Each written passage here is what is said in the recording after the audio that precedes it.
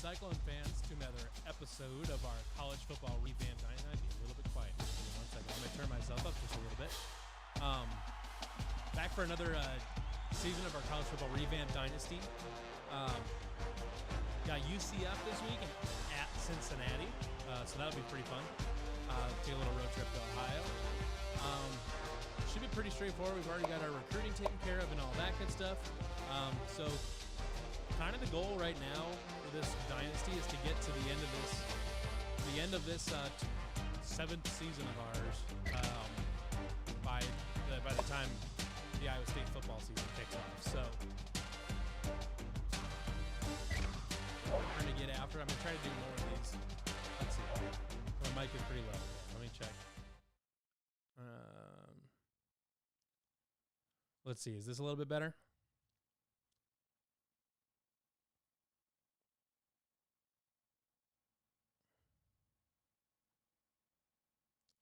Hopefully this is a little bit better.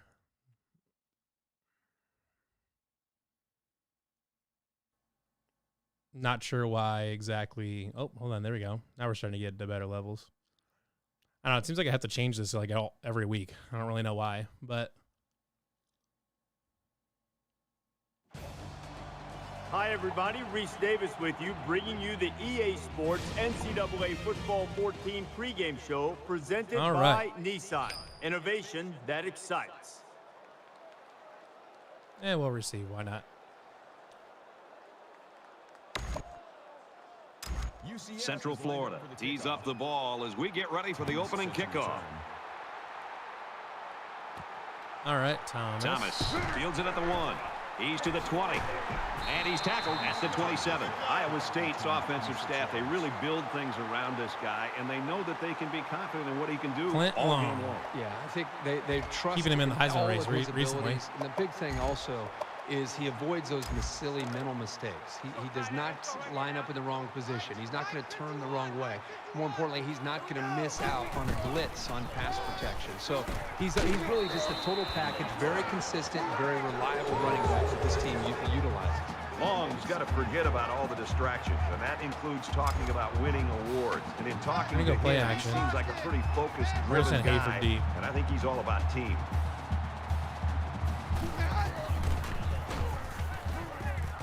Nice play fake. Got a man. Watch out here. He's tackled at the 35. And a great pass play that time. And here we see just how much this defense respects the running game. They got sucked in here on the play action and got beat on the pass. Good play call. From the 35-yard line, it's first down. He's on the run. Slides down, so he holds on to it and gets a good 5 yards. Interesting decision here by the coach. They must have seen something in that last play, and they'll test the defense again with it.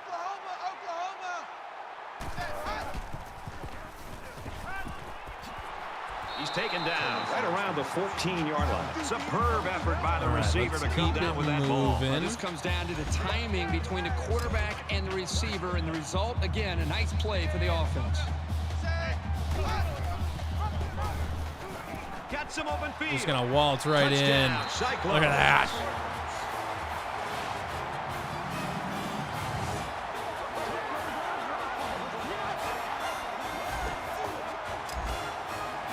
Right on in. No win today. And he adds the extra point. Reese Davis joins us in the studio with this update. Reese. The Tar Heels come into this game barely in the top 25, sitting at number 25. And for North Carolina, they have a lethal pass-catch combo, and it results in a touchdown.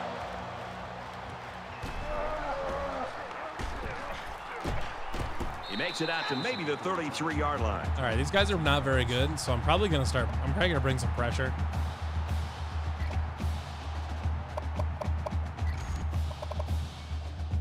The quarterback leads the team out on the field for the first drive.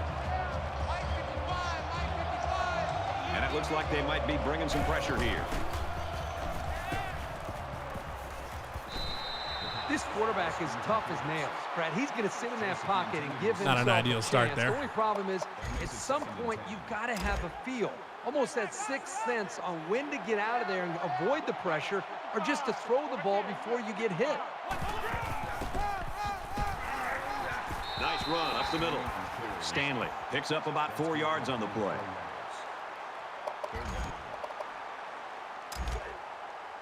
Now it's 3rd and 6 coming up. Ball on their own 37.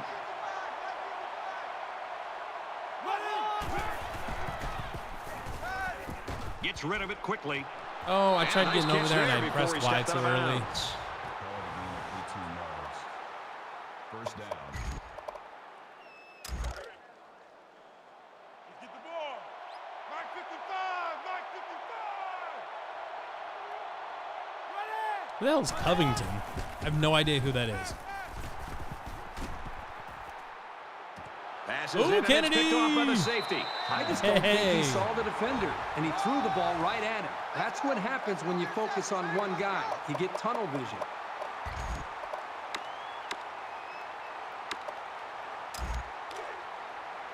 From their own 37-yard line. First down. Can't hit Bibbs. Iowa State is up a score.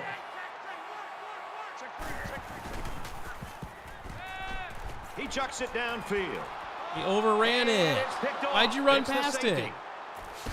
He's pushed out of bounds at about the 35. This safety Terrible. always seems to be in the right place I at the right time. should have just gunned it over to No him. surprise that he comes up with the interception here.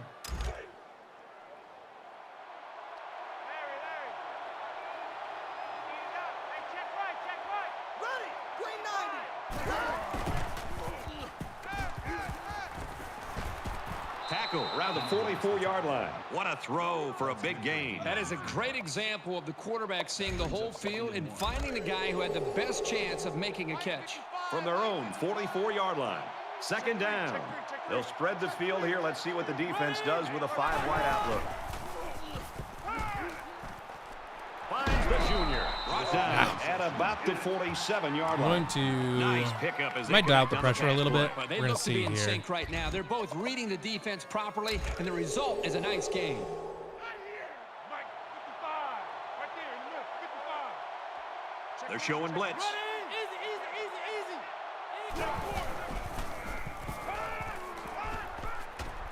SA's got to pick that off. Intercepted. And he's taken down at the 44. What's up, Goose Sports?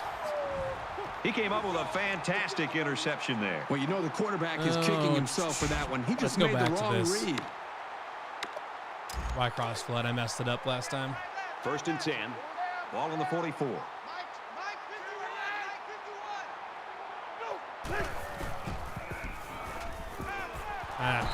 The defense got some pressure and Nothing. forced a bad pass. I think they've been a little bit more aggressive here with their pass rush, and that time it paid off with an incompletion.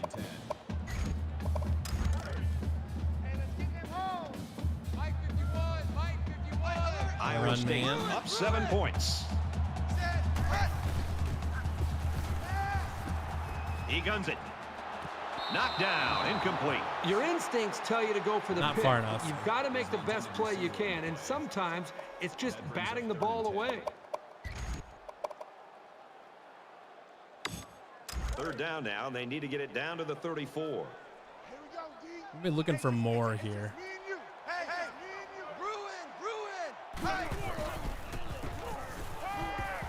He's going to try and scramble.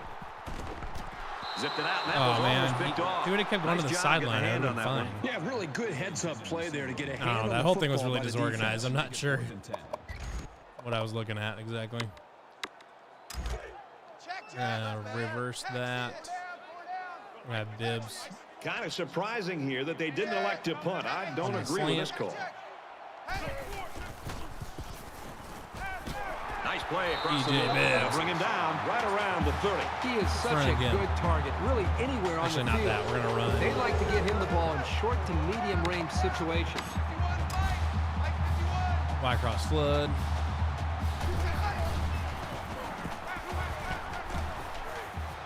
Zips it out, and it's the tight end Yep. again. And they make the stop at the 12.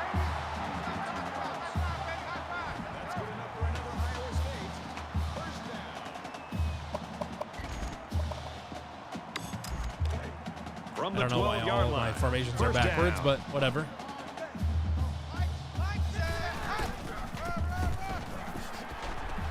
And down he goes at the 3. Call it a gain of 9 yards. That brings up 2nd and 1. Just like that. Just like that. Mike 51. Mike 51. Mike, alert, alert. Bruin, Bruin. Touchdown, Iowa State. Easy as that. Of course, I had to convert on 4th down, so maybe that wasn't that easy, but I made it look a lot harder than it was. He splits the uprights with the extra point. So a 7-play, 44-yard drive, and a touchdown's a result.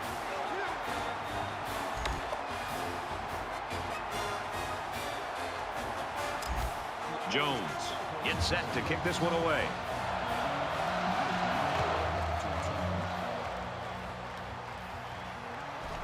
Joseph takes it at the 4. He got hit hard. The Cyclones are looking downright scary on defense so far, Herbie. They are flying around as a group right now, completely aware of what this offense is trying to do and dismantling them every single time on every single play.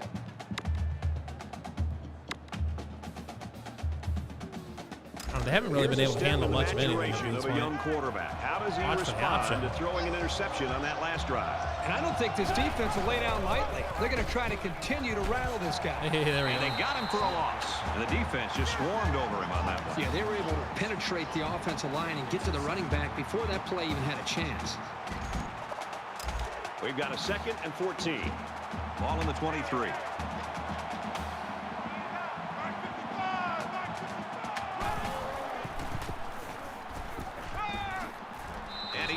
Oh, if I get a roughing the passer penalty on this. I didn't see what happened. Personal foul, roughing the passer, defense. I ran into him. Automatic 1st down. Alrighty. 1st down, 10 yards to go. Ball on the 38-yard line.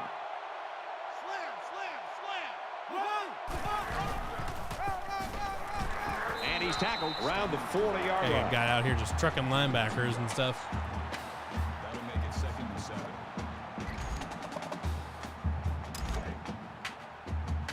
Mike 55. Mike 55. Eat.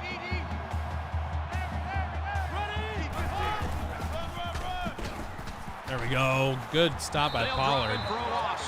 Well, the question now is, how will they respond after losing a couple on that run?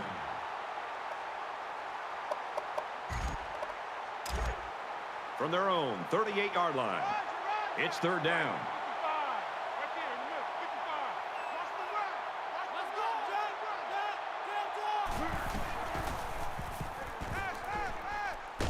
And they got him. Boy, Brad, that was a big hit on the quarterback. I'm going to be interested to see how he responds to this hit and whether or not he comes after his offensive lineman and challenges them to start playing a little bit better. Riley awaits the snap. And this one is a beauty.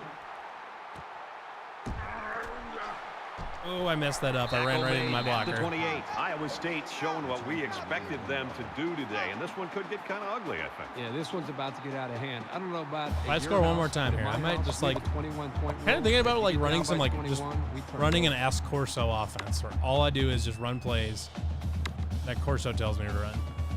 The offense will be hoping they can move the ball as well as they did on their last drive. So much of the passing game is about the timing between the quarterback and his wide receiver. Because they're playing right now with this offense, they are in sync and really timing and execution. He's gone. Hayford's gone. Oh, no. So close to breaking it. Damn.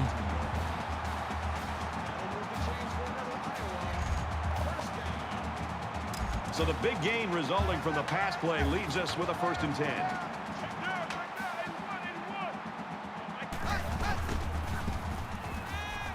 He's on the run. Throws quickly. Oh, they're supposed to lead him downfield. Damn. Quick reaction to get his hands in the way of that pass. That's not an easy play to make. Not an accurate pass.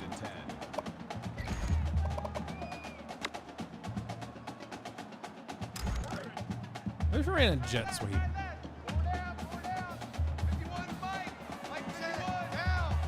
It'll be fun. On the run, right side. Nice run there. That's all right. Gain of 4 on the play.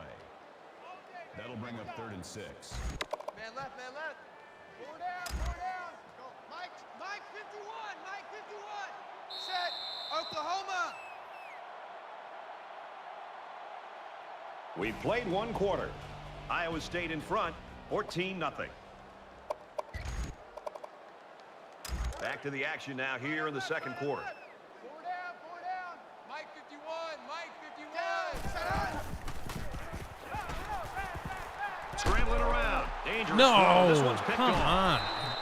A well-timed interception there. I led him up the field with a lob pass, which should be throw it over the top. Their chances. But If they apparently score on that's this not what that drive, is. They're right back in the game.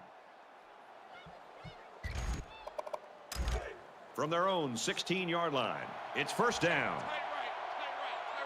Full out there. Check the outs out there. 4 down. Ready. He fights forward to about the 19. The back gets 3 on the carry. 3 on the play. That'll make it 2nd and 7. Double tight. 4 down. Mike 55. Mike 55.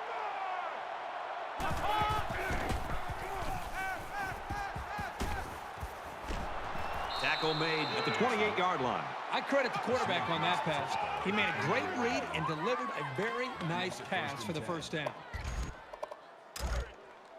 From their own 28-yard line, first down. 4 down. Check 43.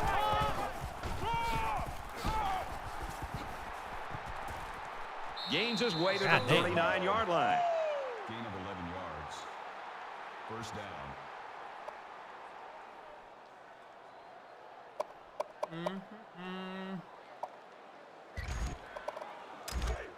Or a little bit of nickel. Mike 55. Mike 55. Hey, eat. In the shotgun and 5 wideouts. Makes the catch and look out. He's still moving. He's A lot of wide tackled right receivers around the defense was a 42-yard line. disaster. Well, as you just saw right there, the screen pass can be a very effective weapon for an offense, especially when they're disciplined and when the receivers are patient. I forgot to put the stream into the Discord, so I'm just putting that in the announcements page right now.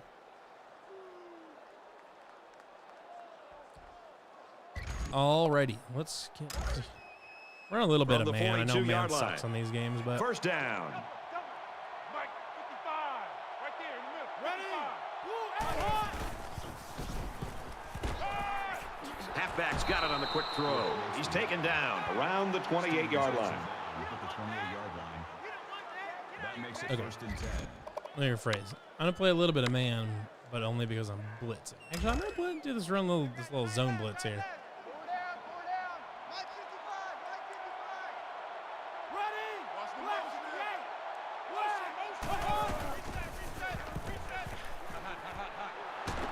Tackle at the 11-yard line. I'll tell you what, this defense better start to get pressure on the quarterback. They're giving him way too much time back there to throw the football. Yeah, to be honest though, a defensive tackle guarding receiver is not ideal. 1st and 10. Ball on the 11-yard line. There's a slant. They'll spread the field with 5 wide.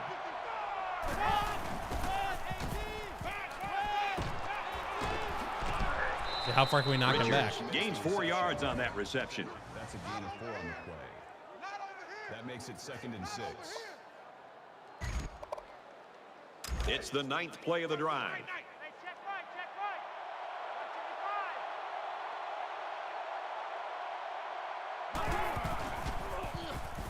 right. Ooh, right through him. Oh, what are you Junior makes the doing? catch. Touchdown. Pollard Nice. was out there. It's terrible.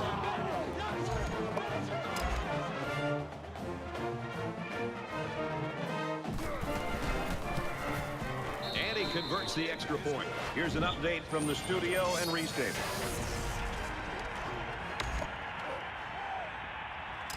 Central Florida ready to kick this one off.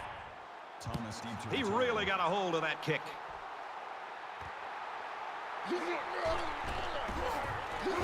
They'll bring him down at the 19-yard line.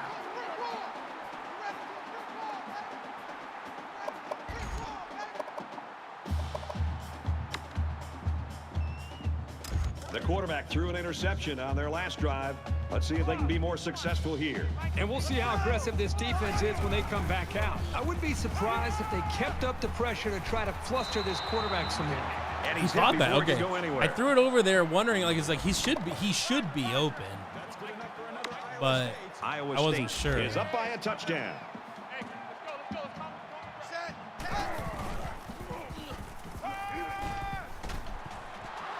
Quick throw, almost intercepted. That could have been a huge shift in momentum. Terrible throw trajectory. Wow, that was close. That makes it second. Terrible.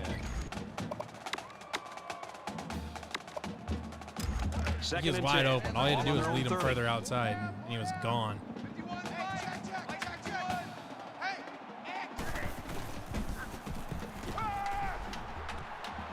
Ooh, Nice EJ pickup Bills, as what they a connect catch. on the pass play. But they look to be in sync right One now. They're more both time. reading the defense properly, and the result is a nice game.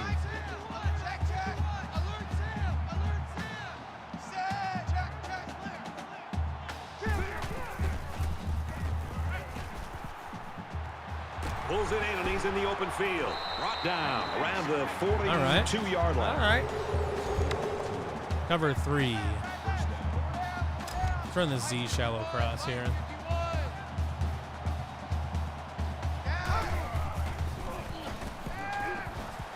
Rolling out to the right side. There we go. Throws complete. He's got space to work. Good tackle there in space. Kind of curious though, because I juked to the right there, and he took a big step inside first, and then didn't do anything. Like, I don't know. It was a weird juke. First down, 10 to go. Ball on the 19-yard line. The defense gets set as they hope to create another red zone turnover. And he carries the ball for a nice gain. Long. Gains about 4 yards on the play. Keep running it. That makes it 2nd and 6.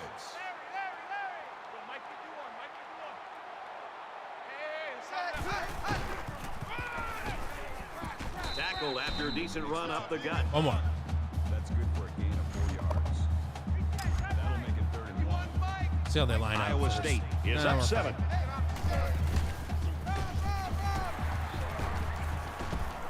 Gets to about the 8-yard line. I'm going to run a hurry up, but I'm going to Defense is actually having a audible difficult to time a stopping play this action, I drive. think. Right now, they're doing enough to be in situations they want to be in, but they have to finish the job. And the plays start to add up, so we'll have to see if this defense starts to look tired out there.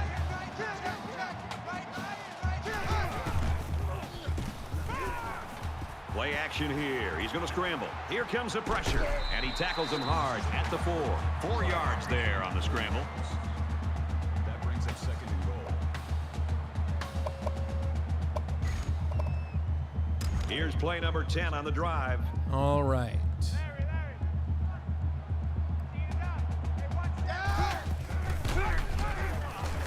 Another free Touchdown. bucket. Touchdown. All right. Jake Williams having himself a day.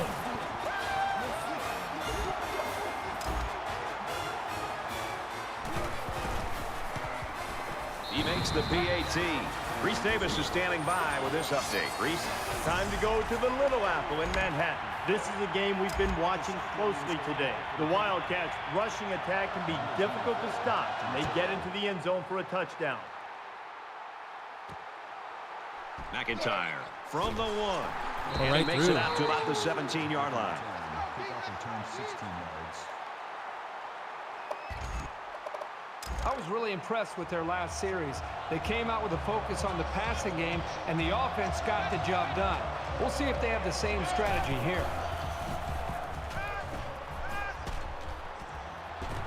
I had no choice. I had to pick one of those receivers, and I knew I was going to And that have is to give it a up. great call and a big gain, especially on an early down. It's 1st and 10. Ball on the 33.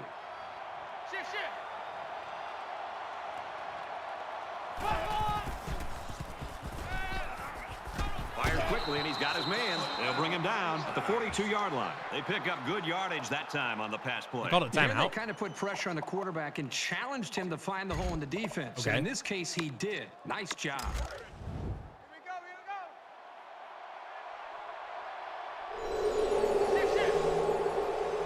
I'm gonna blitz him. Quick No, I throw. probably shouldn't have. And he's level at the 50. I love the blitz, but the quarterback did a really good job of seeing it and reading it, and then standing tall in the pocket to find his man for the first.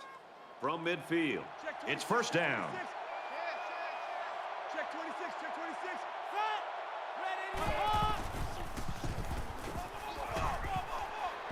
And a nice catch there before he stepped out of bounds. Gain of 14 yards.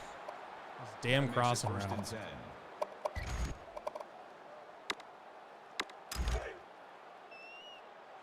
Roger. Hey, check right. There are 5 wide receivers split out. The quarterback in the gun.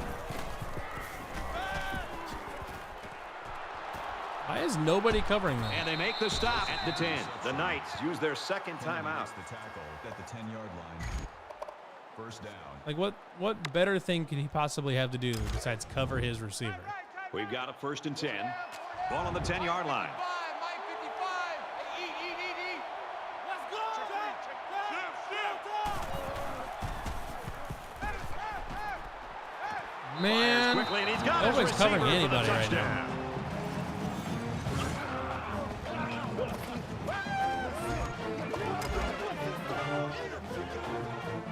Sorry, 107's enough time. And he hits the PAT. A 6-play, 82-yard drive, and it results in a Nathan touchdown. says, can we get Tom Manning burning one of these Chasticle shitty plays? Quarterback and receivers getting in sync, making It's a it good very idea. tough for the defense to slow them down. So our score, 21-14. Riley. To be has the fair, I'm ball calling set, plenty and of he my looks own ready shitty to kick plays. this one deep. He's to the 20. Not sure I need Tom. Brought down at the 24. Long's the kind of guy, Kirk, that I'm sure still wants to get the football here before halftime. Well, he's a back that seems like the more touches he gets, the better he gets. So I think it's a matter of him finding his rhythm. But luckily for him, the passing game has been able to pick up For some of the man. slack. Well, they got the result you always want on the last drive. Let's see if it happens again. Well, I think this defense has got to do something because right now the quarterback is in such a good rhythm that you've got to do something to try to get him out of it. Goolsby, I the would suggest monster! trying to bring more pressure. Try to come up with an exotic blitz look to try to get him on his heels as opposed to being the aggressor and attacking the defense. Iowa State is up a score.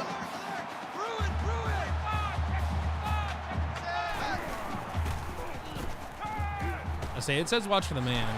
So I'm gonna. And he's shoved out of bounds at the 26. Gain of 8 on the play. That makes it second and 2. It's second down, and they're about 2 yards away from the sticks. Go, Mike 51.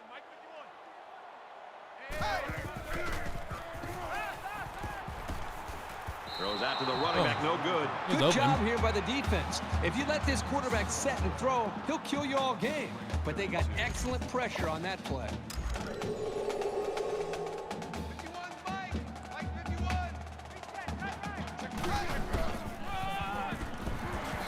51. Woo! Makes it to the 17.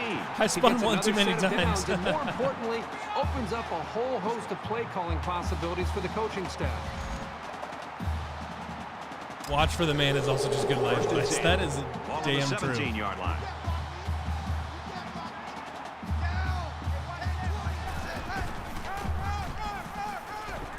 And down he goes at the 9-yard line.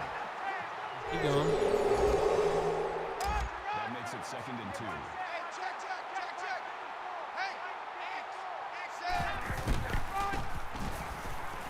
Hey, Takes it up the middle for a Right nice over run. that guy. They've obviously found a formula One more. for moving the ball against this defense. Let's see if any adjustments are made before their backs are really against the wall.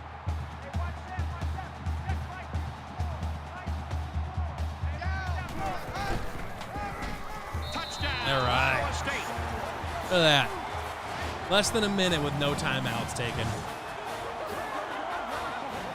That's how we do that.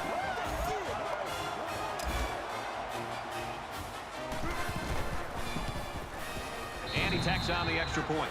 It was a 7-play, 76-yard drive, and they come away with 7 points. Brad, I thought the offense did a really nice job of mixing up the play calling on that drive. I thought the defense was on its heels most of the drive because of the versatility of the offense.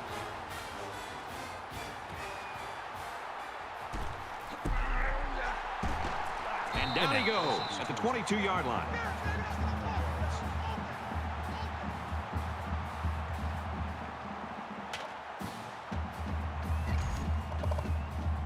Not much of a problem getting the ball in the end zone on their last drive as this quarterback just picked apart the defense. I think the defense right now is just sitting back on their heels. They're allowing the offense to kind of dictate things to them. One thing is that any defensive coordinator would tell you in the country, you have to be the one trying to dictate things to the offense. So change it up. Try something different. Are they actually going to? You can't continue to sit back on your heels. How are we going to do that silly 41-yard line. end of the quarter nonsense that the CPU in this game likes to do? Now before we hit halftime, so they'll most likely throw one towards the end zone here. And he hits him hard at the 33. It's been a well-fought game as we head to the half. The Cyclones lead it by 2 touchdowns. All right, Reese and David, thanks, guys. Second half action just about ready to start here.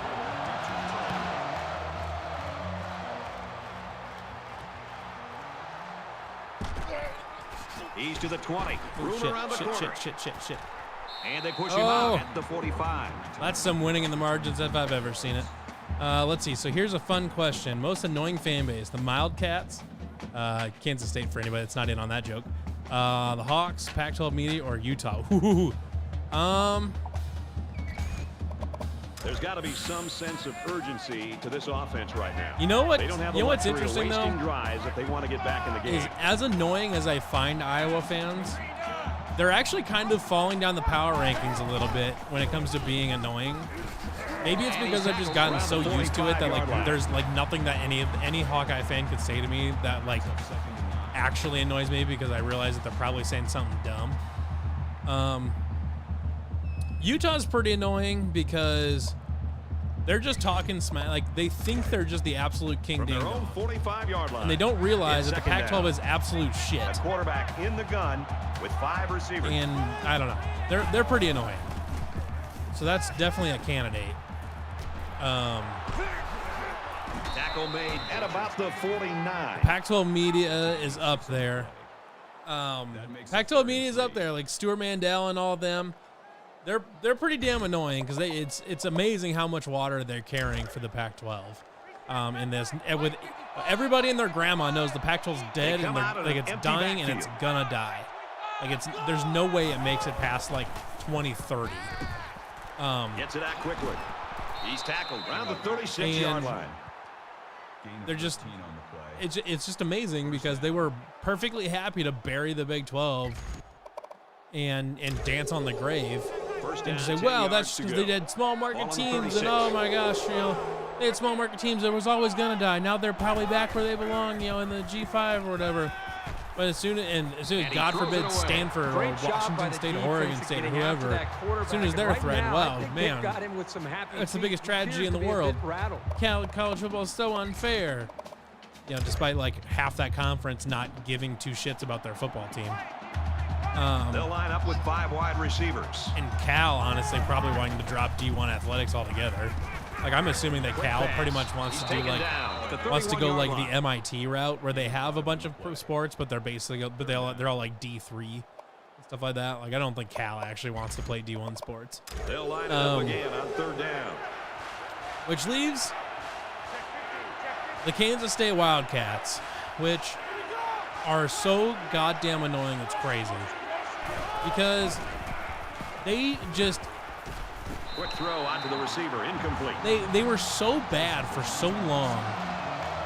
And then they found one coach that was really good and made them really good for a little while. Now they're like, now Kansas State is, probably permanently a better program than they were. But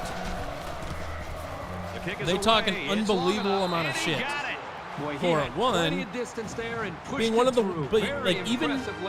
it took Bill Snyder to make them not easily the worst program in Division, easily the worst Power 5 program in Division I.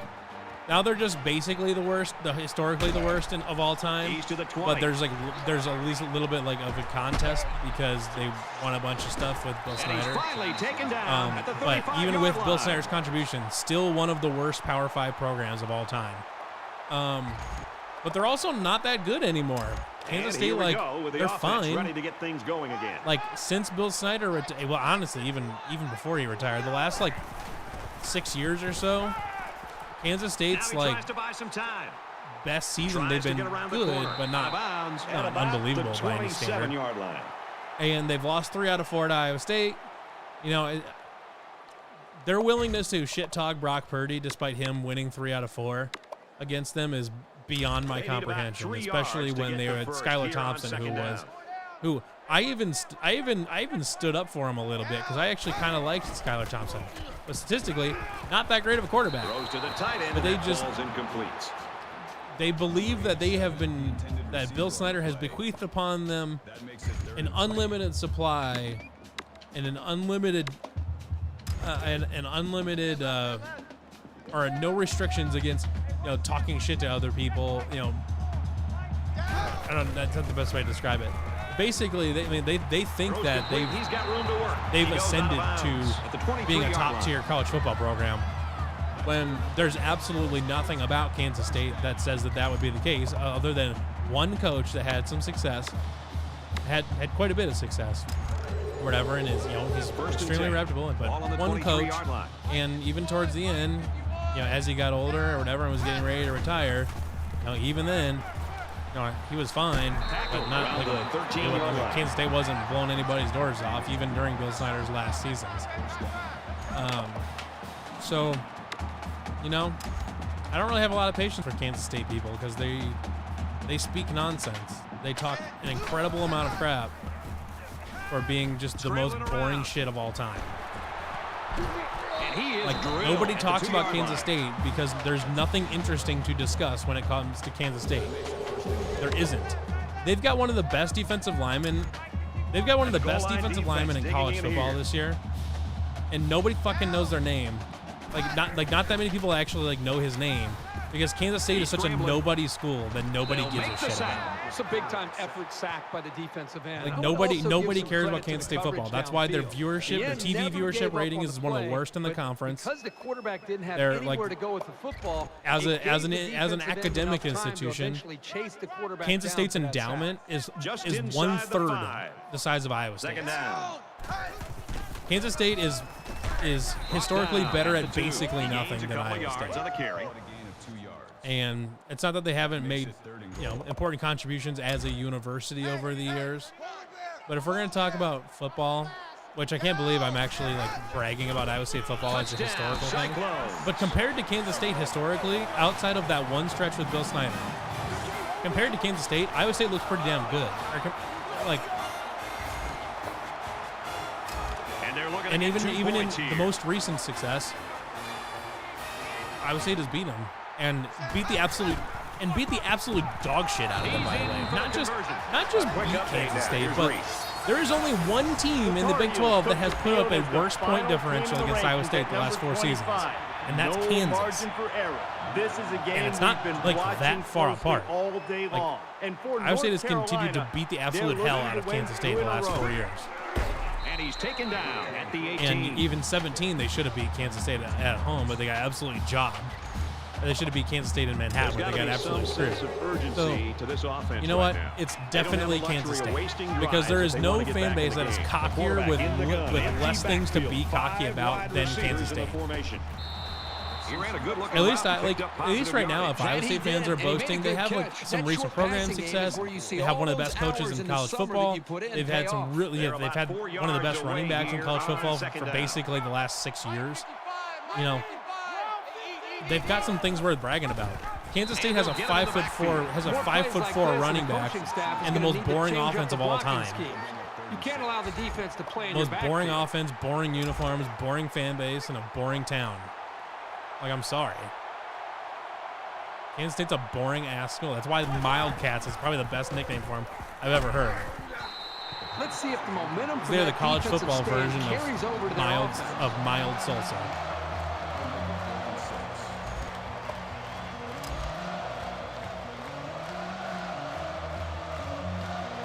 Thomas will be the return man.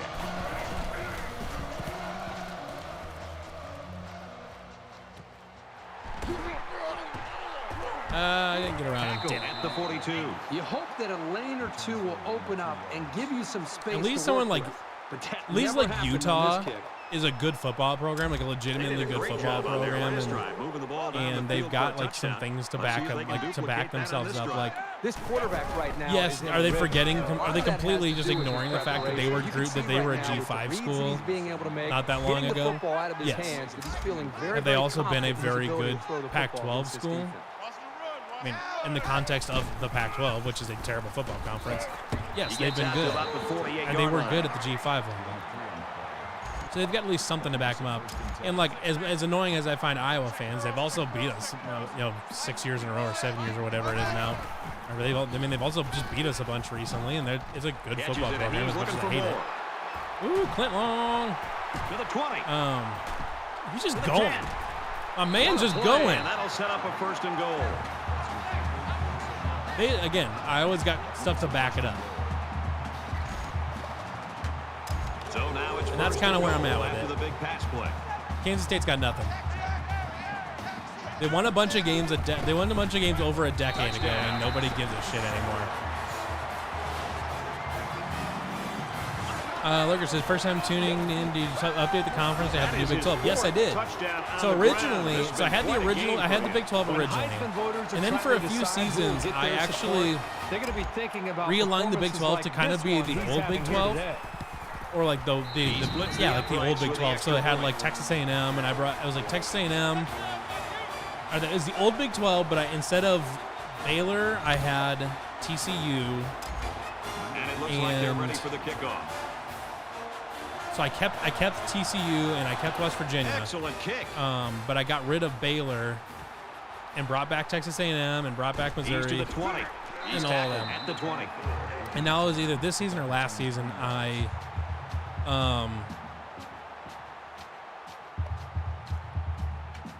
Nate Heward. Okay. But anyway, so it was the last season or previous season I switched to the actual new Big 12. So the Big 12 Conference Twitter account just dragged on John Wilner on Twitter for tweet claiming Big 12 stadiums are empty, which is hilarious because the Big 12 stadiums are consistently pretty good attendance or whatever. They'll bring him down right around compared to Pac-12 stadiums, which are famous for being empty. The best brand in the conference, USC, could barely get anybody to go to games.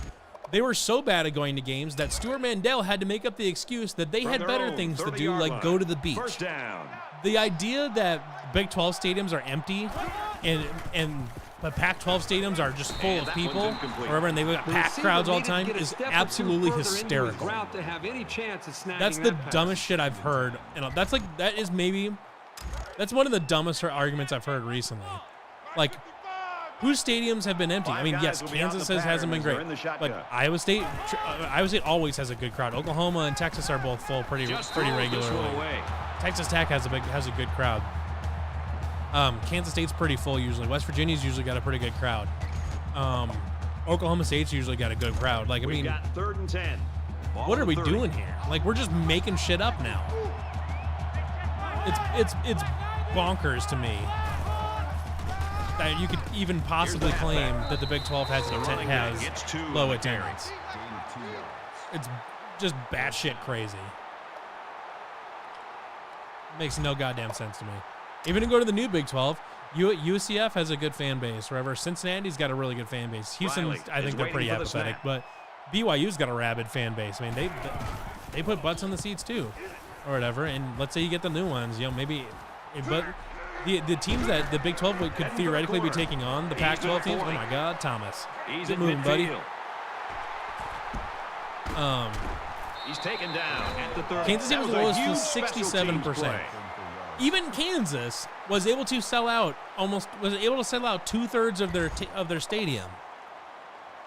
Everyone else is 88%. Like, that's fucking stupid. If you're claiming that Big 12 stadiums are empty, you are being actively obtuse. Like, you are being intentionally obtuse and ignoring and making shit up to suit your own narrative. I mean, there's no substantiation for it whatsoever that the Big 12 is playing in front of empty stadiums. It's crazy. And we reach the end of 3, and this game is all but decided. It's absolutely bonkers. Got a huge lead. I don't know who John Wilner is. But there's a certain point at which you make shit up that's so egregiously stupid that you should probably not be. Why is my extra point way the fuck back here? And he missed it left. No good. Wait, what? Did I miss something? What just happened? Why did it? I Early wasn't in the paying fourth attention. I was too quarter busy here, ranting against obviously John we got a Willer, and I game that's a blowout. completely lost This track of what the hell was situation, going on. You just want to get out of this game without getting anybody hurt. They spread the field in the gun with 5 wide receivers. Quick throw, and he's taken down Whatever. over the 32-yard line. First down.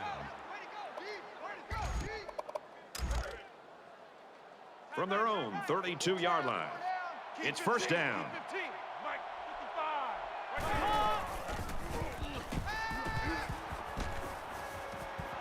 And he hauls that one in.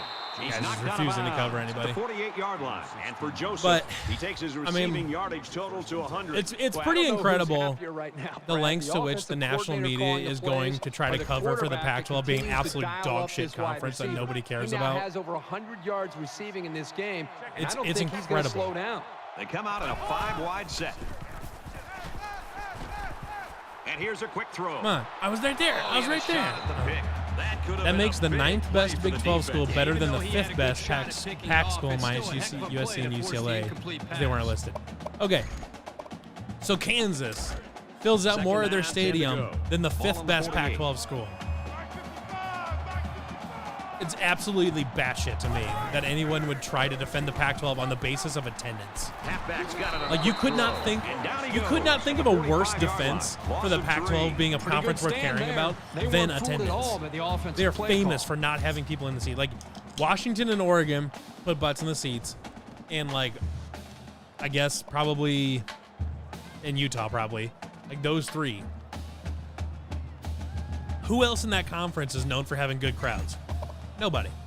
Maybe Washington. I guess I don't know what Washington State's attendance look like. I mean, I know they've got a pretty dedicated fan base, but like I don't know how many people like travel to see Washington State. I don't know what their attendance looks like. I haven't seen the graphic. I might have to like pull that up in between games here. Makes the catch and gets out of bounds. In fact, that's what I'm gonna do. I'm gonna pull up the graphics so I can pull it up between games here, and look this up.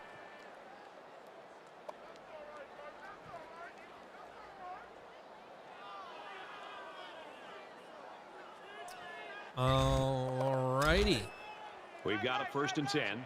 Ball on the 40. Keep 15. Keep 15. They'll spread the field with 5 wide. 55.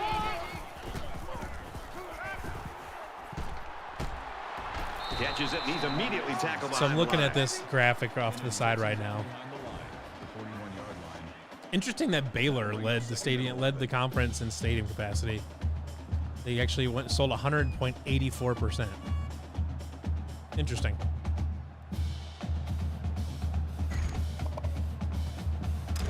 From the 41-yard line. 2nd down. 5 wide.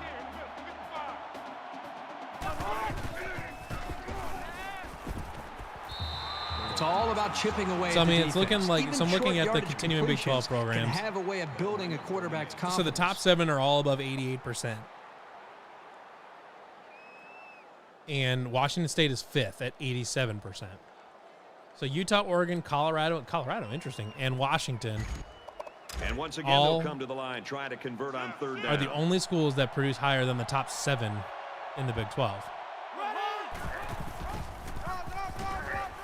They run it for the 1st, and he stops. And that play was snuffed out from the get-go. You're right. It's a delayed handoff to the tailback, Crazy. and the defense wasn't fooled at all there.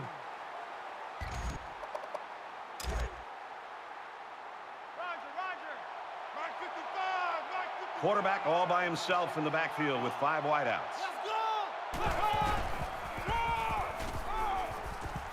Nice run up the middle. A lot of teams will lose the intensity when the game's Also, already some been of these decided. numbers feel like an But not these absolute young men. lie. Another good stop right there. Like Stanford at 74%, Cal at 67%. There's no way. There is no way in hell. Absolutely not. I've seen their games. There's nobody there. Their kicker missed the field goal attempt the last time this offense had it. Let's see what happens this time around. Anytime you have a shot at putting points on the board and you don't get it, you get a little frustrated. But this offense is very capable of scoring at any time.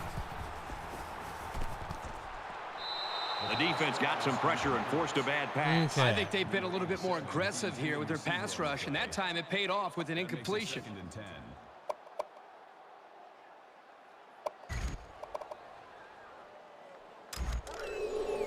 So it's 2nd and 10. Ball on their own 33. Iowa State up by a bunch. Tackled after a decent pickup. Long gets 6 yards on the play.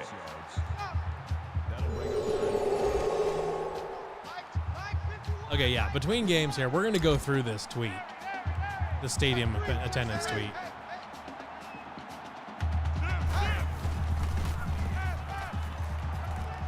Thomas. Gets it out to his receiver. Oh, I wish I could have got outside there. About the 31.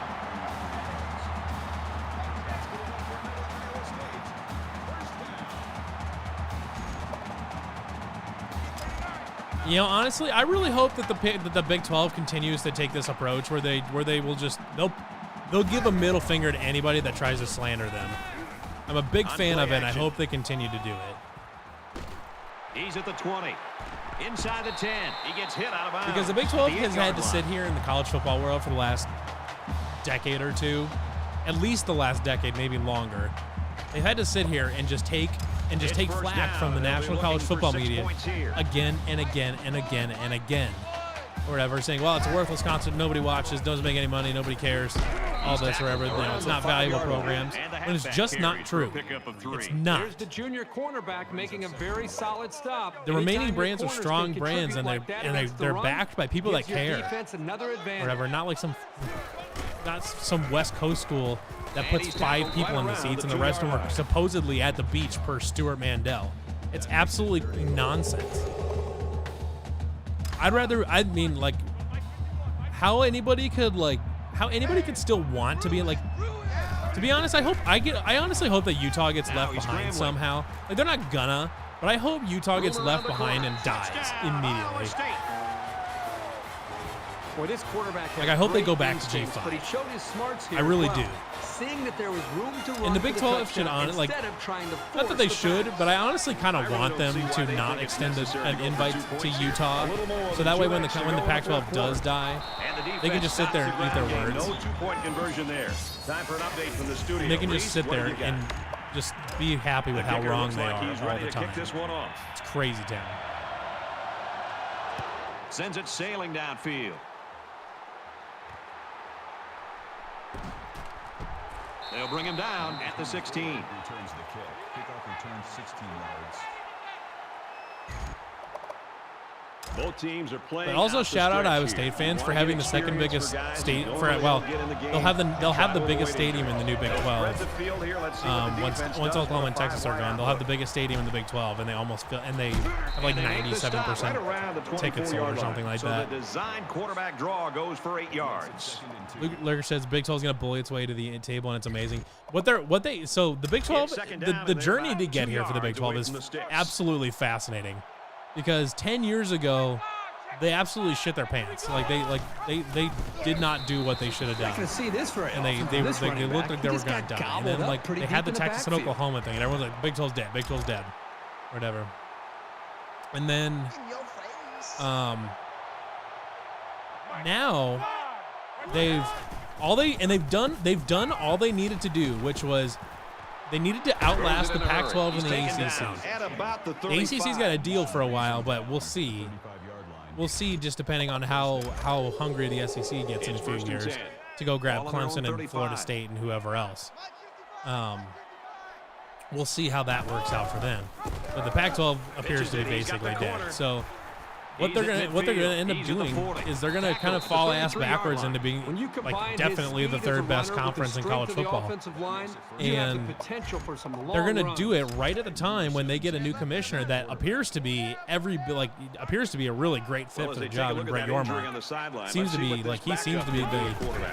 the kind of the visionary that the Big 12's needed for a long time. Central Florida just took their first time out. Nathan said, I kind of want the Big 12 to take Colorado, ASU, Arizona, and then one more West Coast school like San Diego State and Boise, just to give Utah the finger. Honestly, I'm all for that. They need about 4 yards. Utah can go to hell.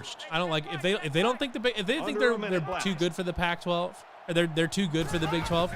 Let them starve in some dilapidated Pac-12, or worse, the Pac-12 dissolves completely and they go down to the Mountain West. The Knights have fun, that's their dickheads. second of the half. like take your pretentious ass someplace else.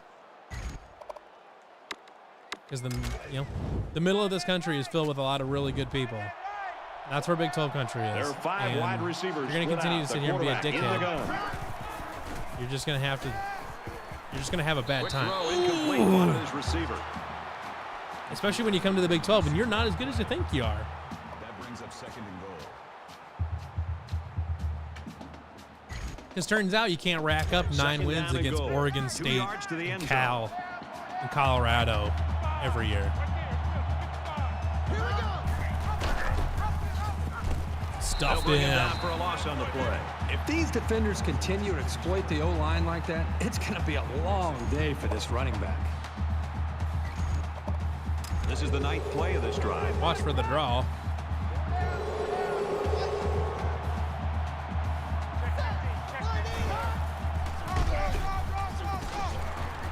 God, can you imagine the humiliation going back to the Mountain West? Utah fans may never recover. Honestly, they'd fall back to the Mountain West, and then Utah fans would try to convince everybody that the Mountain West was actually the best college football conference the whole time. They actually wanted to go back to the Mountain West, wait for it to get a little bit better, and then fall back to the Mountain West so that they could say it's a good conference or something like that. That's what Utah people would be. He makes it out to maybe the 7-yard line. And honestly, like I've made it like no secret on social media and stuff like that late in the 4th quarter, this game's not even close. It's a blowout. A lot of folks have already gone home. I'm very perturbed with the general slander that the Midwest gets from the coast. It comes during election season every year when national reporters come to Iowa for the primaries and the caucus or whatever, and they treat everybody like a bunch of. They treat the state like it's a zoo animals. On the last drive, this offense really moved the ball well on the ground. They treat us like we're zoo animals basically, and then we go to do something else or whatever, or when it comes to anything, they just blatantly disregard the Midwest as something not worth. Something that's not worth it. It's a black hole in the middle of the country that nobody cares about and doesn't matter. Whatever. It's like, you know what? Get fucked. Like, have fun sitting on the 405 for 4 fucking hours to drive 5 miles while you breathe in 6 pounds of smog dust and shit like that and get cancer at 45. Like, I'm sorry. You can't just be slandering the Midwest for dumb shit when you have plenty of your own problems. And then when you go to college football, too, it's like you can not like the Midwest all you want. You can keep calling it a truck stop conference all you want, whatever it is. But we have more fun football. We have more fun than you watching football. We actually enjoy watching football. And we put out good teams, and we care about them. And it's not just an afterthought. And it's just, it is what it is. But anyways, I'm going to see if I can, so hopefully I've got this ready to go. I don't know if I do or not. We're going to find out. I'm going to try to get that tweet up on the screen. I don't know if I've got a screen capture set up. I don't know if it's any good or not. Let's see. Hold on. I can adjust. Let's go this. Well, it does not appear to be having fun. Let's see here. If I can't figure it out in like 2 seconds here, I'm just gonna forget about it. Let's see.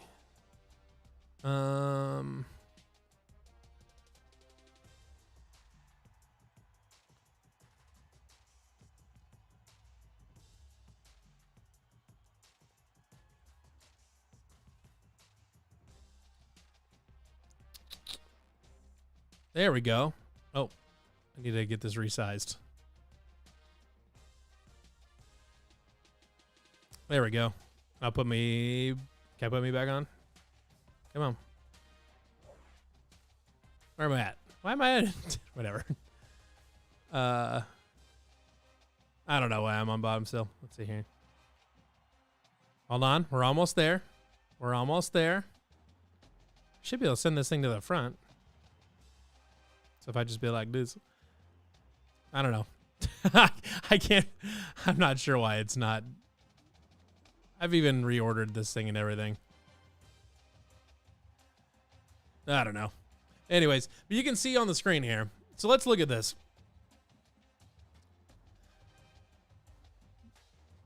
You've got the Pac-12, Utah, Oregon, Colorado, Washington, doing pretty good, up over 95%. And then we're at Washington State, which is 87%. That's one I thought would be up there. But then let's go to the Big 12. So you got the top 4 over 95%. And that's where you're at in the Big 12. But 5th is at 93% with TCU. And West Virginia's right there at 93%. And Texas Tech's at 88%. I mean, the top 7 teams in the Big 12 are ahead of the top 4, are ahead of the 5th team in the Pac-12. And you have like teams like Cincinnati and UCF coming in that are going to have good attendance too. And when you look at this, it's just mind-boggling. So let's, like, of course, there's a Utah fan right here saying, "Well, number 1 versus number 1, Pac-12's higher, la la la la," and just completely ignoring the rest of the graph. Oh, there's Josh Pate. Look at that. I'd like to fight a conference one day just to see what it's like.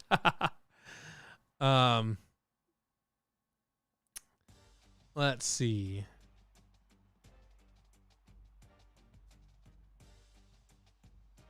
Then we got another Utah fan. He's like, "Congrats on having smaller stadiums." Despite the fact that Utah has a stadium of 45,000, which, let's see. So they've got what? It's bigger than Baylor. Utah would have the 2nd smallest stadium on the Big 12 list. What are you talking about? This Utah fan is talking about right here. Congrats on having leader in the Pac-12 has 45,807, which is bigger than only Baylor in the Big 12. In those remaining Big 12 schools, they would have the 2nd smallest stadium. What are we doing? Like, you're just ignoring everything. Whatever. You know what? Let's just keep going. Hey, we got a recruit. Look at that.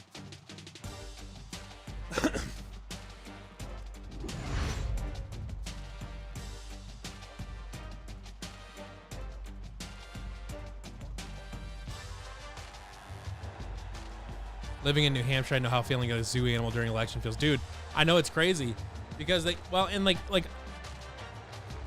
go to New Hampshire, they go to Iowa. Like the classic article when you see it, like, for Iowa is like some reporter from New York that's never left New York or whatever will come to Iowa for the election season, and they'll interview some guy that's just sitting in a diner in a really small town in western Iowa or something like that, and then they'll write some like sort of half romantic thing like, "Oh, Iowa, it's a place where time stands still," or whatever, and like making it sound like we're still back in the 1880s or some shit, and we're just figuring out internet. Like, they can say what they want because people from Iowa won't be able to read the story because we don't get internet or something like that. And then they talk about it like we're just like some different subset of the human species that just chooses to live, or that, you know, that lives in poverty all the time and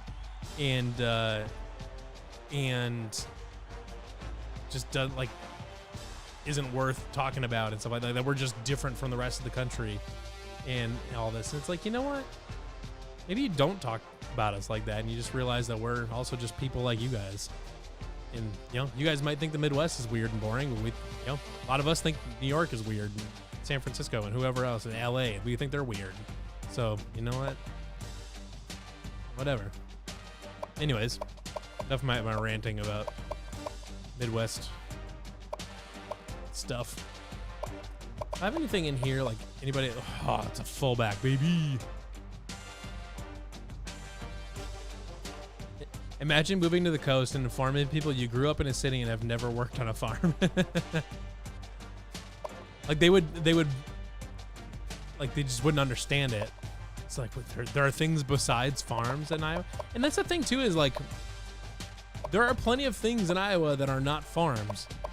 Is anybody like ashamed to have grown up on a farm? No, it's a huge part of the state. I mean, it's a massive part of Iowa's economy is farming, or whatever, and just agriculture in general, whatever. So it's like, it's a point of pride for the state, but also like there's lots of other things. Des Moines is one of the fastest growing metros in the country, and like it's becoming kind of becoming a little bit of a kind of a cool hub for the upper Midwest for tech growth and things like that. So, you know, whatever. You guys can have fun in LA watching USC get their shit kicked by Ohio State in front of 6 people. Well, actually, the stadium will be full, but it'll be full of Ohio State fans, and there'll be like 6 USC fans that are sitting there dazed and confused, walking around the stadium, not knowing what's going on and why all these people are here at the football game. This guy any good? He's fine. I'll dump points into him. I'm not sure what who to put points into at this point, because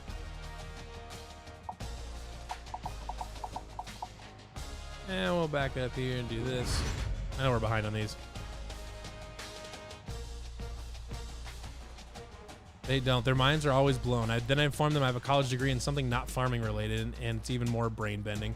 And it's just, and it's like, some of it is being willfully ignorant, but some of it is just too is like they're not required to care about the Midwest, which is like fine, I guess, or whatever. Like that's just kind of what they are. Like they're not like there's no reason necessarily for them to go out of their way to learn about the Midwest and all this, whatever. But in the Midwest, we pretty much have to learn. You know, we learn all the time about stuff in California and stuff in New York and all that, or whatever, because you know that's just kind of what's involved or whatever with being in the Midwest, because that's where the stuff happens. So like all the national news stuff happens in New York, so we hear about stuff that's happening in New York and all this. But you know, people in California don't watch anything from Iowa, so they don't know what's happening here. They don't know anything about it, and it's crazy. You don't get it, and that's fine if you don't get it. But a lot of us really like living out here. Like I lived in Chicago for a while, and I lived in Cincinnati. Like I lived in larger cities. Now I liked Cincinnati actually, but I will never, ever, ever, ever, ever live in Chicago ever again. You couldn't pay me to do it. And which someone literally tried to pay. Like I was living in there for a job, and I still left. They were paying me to live in Chicago. Glad to have you with us in the studio. I'm Reese Davis, bringing you the EA Sports NCAA Football 14 pregame show presented by Nissan. I moved back to Iowa. That excites. I moved back to Iowa willingly because I missed it. I missed small towns. I missed being close to my family, and I missed, the general vibe of living in the Midwest. Like I totally respect people that don't want to live in the Midwest. They get ready to boot this opening kickoff. They want to go and move to a big city. That's fine. No disrespect whatsoever to you. And I wish you the best of luck. But I think there's a lot of merit to living in the Midwest. Like he's pushed out of it's super quiet. At the 41. Iowa State's coaching staff. If I go overnight and I forget to lock my truck or something like that, I'm not really worried about it because, well, Brett, his big play kind of whatever. Nobody's going to go into it. Give you big chunks of yards. There's a general respect for things, and I know people around town. This atmosphere, and like the quarterback in this offense, I'm friends with my neighbors and all this. I know who they are. I went to school with one of their kids. Stuff like that. So it's like, there's a lot to appreciate about the Midwest. And yeah, maybe you have to drive a little bit farther to get to a big department store, but who cares about that anyways? It's all, with shopping being all online anyways. Who cares about having all sorts of stores and whatever else? I mean, even the small towns have grocery stores and all that, so it's not like they're missing that stuff. Got some open field.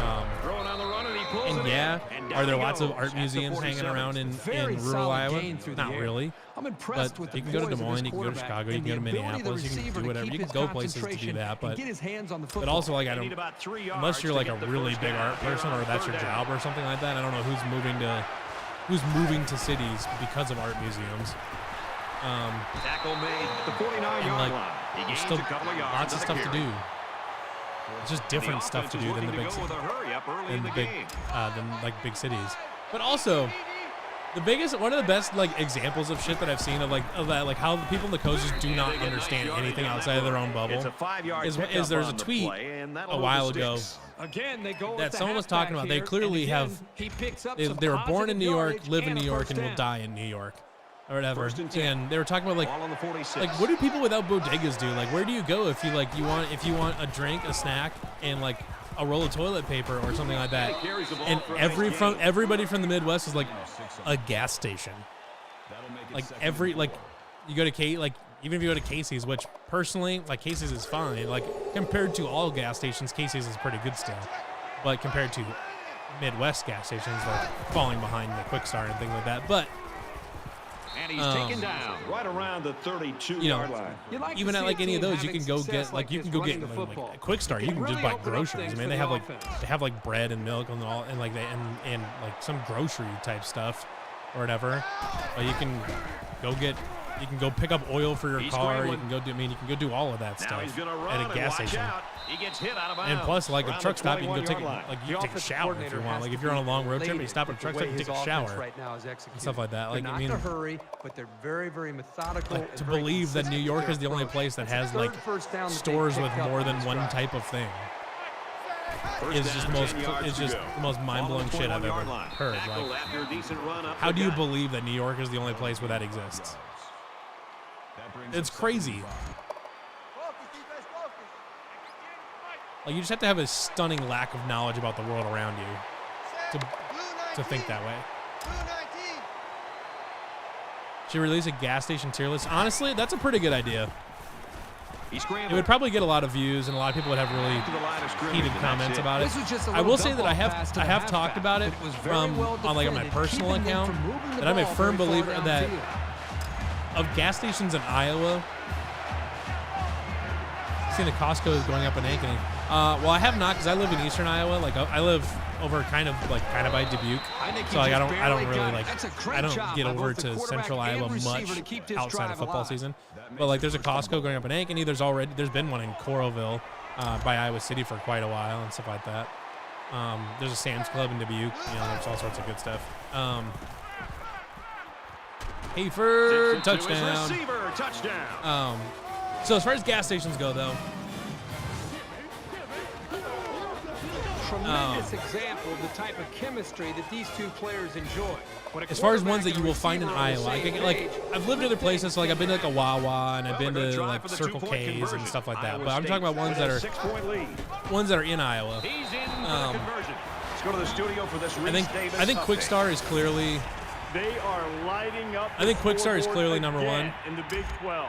If you've never been in a Quick Start, you're missing out. It is clean. It's got really good food. It feels like you're walking in a grocery store, not a gas station.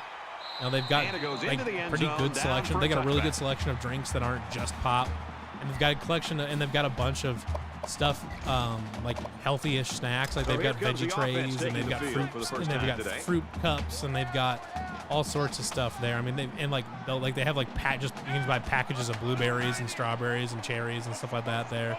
Like tons of fresh fruit and veggies and all sorts of stuff like that. I mean, they still got all that stuff. They've got really good food that goes in the market and a good variety where they've got lots of different sandwiches. They have fried chicken that's actually, and their chicken tenders are actually really good. They have pasta and all sorts of stuff. This is crazy. Cincinnati's running like a triple option. He's taken down at the 29. They've got all sorts of stuff, and they've always got a ton of checkout counters and a ton of people working at those checkout counters. You get in and get out. You're not standing in line or anything. I'm not really a donut guy, but I have had their donuts, and they're pretty good. Just a good place to fill up a good gas. I think they've been a little bit more aggressive here with their pass rush, and that time it paid off with an incompletion. I would say that second place probably goes to Come and Go. I would have said Casey's probably 5 years ago. But I'm a firm believer that Casey's has fallen off a little bit. I don't like all of their I don't know, their self-branded products are super annoying. And I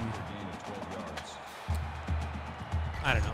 Their self-branded products are really like boring and just kind of there. Also, their new logo that doesn't have like the yellow general store on it, where it's just like the white Casey's, or it's just white Casey's or whatever.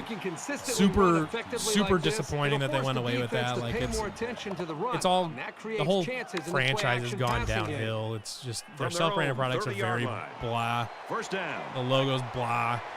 They don't carry any like they carry very few, if any, like healthier snacks or anything. Like they just their drinks are almost all are exclusively like pop or energy drinks or like it's just shit that's bad for you or whatever. Like I'm not ever gonna be confused with a health nut or anything like that. But like I like to be able to go to a gas station and have an option that isn't just pop or something like that. Like something that isn't gonna cause me to gain 5 pounds by the time I get finished with it. Whatever. That brings up 2nd and 1. I don't know. I'm just not a big fan of Casey's. So I would say Come and Go. It's probably second.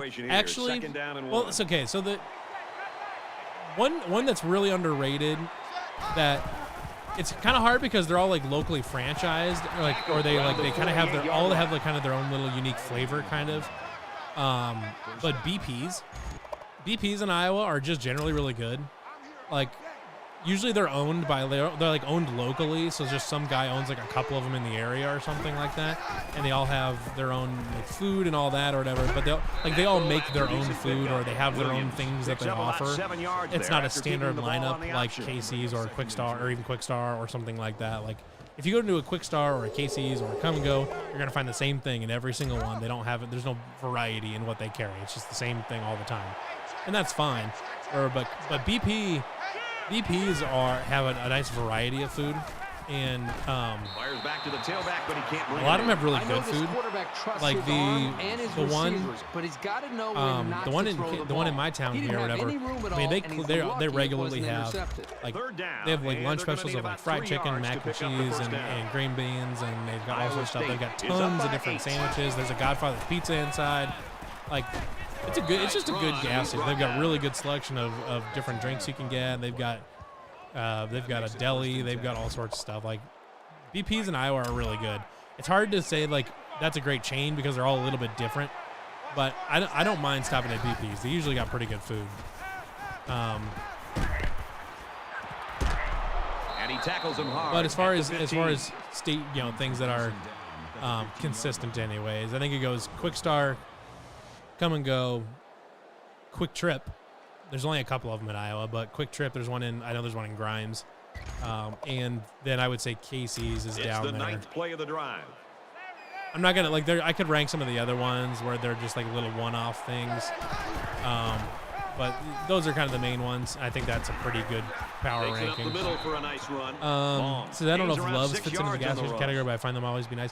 Okay, so to me, truck stops and gas stations are a little bit different because truck stops have more to offer, so like you have to compare them a little bit differently. Like it's hard to compare a Road Ranger or a Loves or a Murphy USA or something like that to Quick Star because they're trying to do different things. Loves is going to have more stuff for long haul truckers and things like that. So they're different. They offer different services. Like truck stops will have full restaurants inside, and they'll have shower facilities and all that stuff. Touchdown. Whatever. So I would consider them a little bit different. Loves though are really nice. Those are great truck stops. Big fan of Loves. I mean, if we're gonna go with what's specifically in Iowa, I mean, obviously the world's largest truck stop in Walcott, I think probably deserves to be number one. I don't know if you've ever been there. I don't know if you've ever been to the world's largest truck stop, but it's not just big and just that's what it is. Like, there's a ton of stuff inside. There's a whole food. There's a huge food court with like half a dozen different restaurants, and including like Taco Bell and Orange Julius and stuff like that or whatever. They've got gift shops. They've got another like full service restaurant. They've got a huge selection of like deli type food, all sorts. I mean, the world's largest truck stop is really, really good. Kind is great.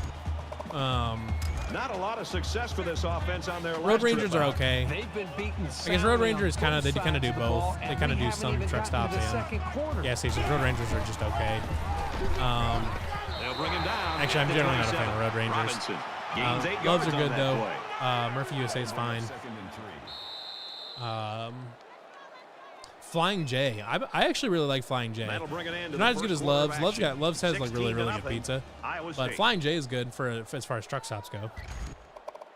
And we're ready for more football here in quarter number 2.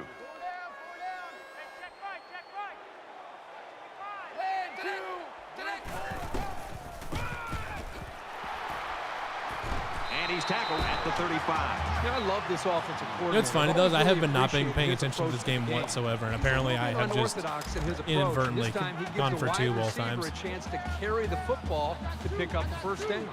I'm about 20 minutes from my truck stop, and it's nice for live in traffic. Wow. That is, yeah.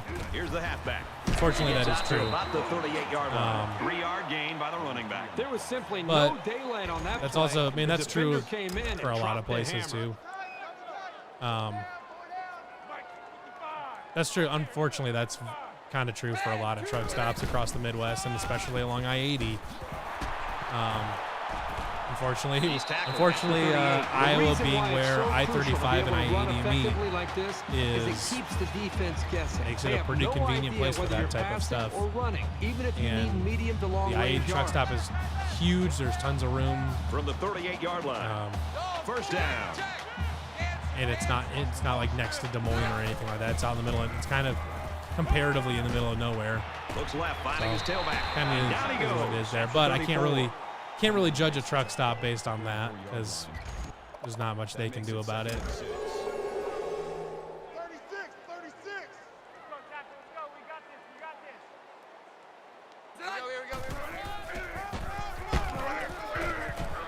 And they hit him in the backfield.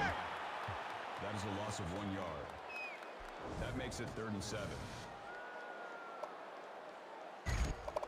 Third down, and they need to get it to the 28.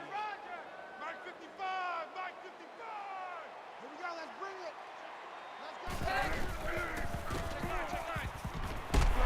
They'll bring him down for a loss on the play. Receivers got it on the screen. Drop back 4 yards on that one. This defense is fast enough that they can create negative yards on completed passes. So the offense might want to consider that next time they try that play. Thomas, the return man.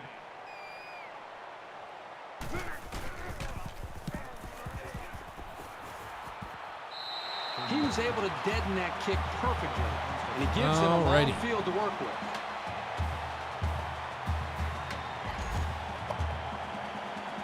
You think about the challenges these all right, time to actually figure out. You've got to find a way to keep building on your lead. That is why I told it. Is every now hosting any tailgates this season. We host a tailgate every week. Run down after a nice run up the middle. We're up in the north end of the C lots and C3.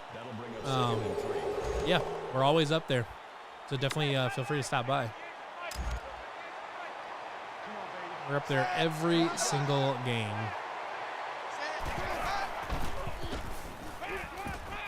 Nice play fake. We're just going to get rid of that. Just throws this one away.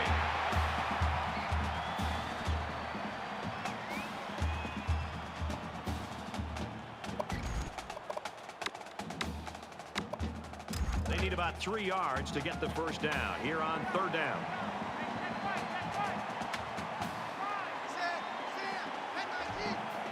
All right.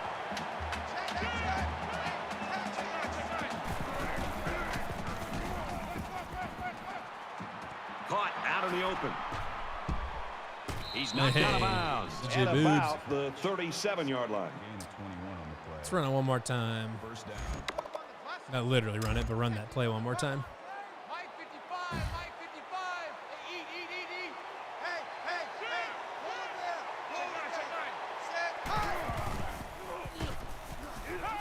Now he tries to buy some time. Oh, my God. On the reception, look out. Nobody there.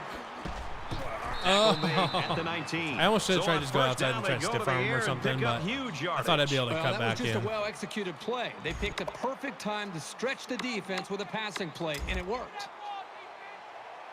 And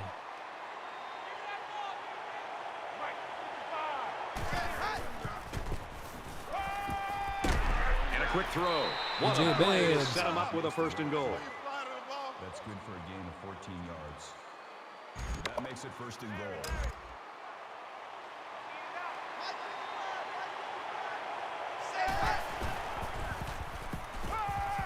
He's on the run. Trying to get it to the tight end, but it falls to the ground.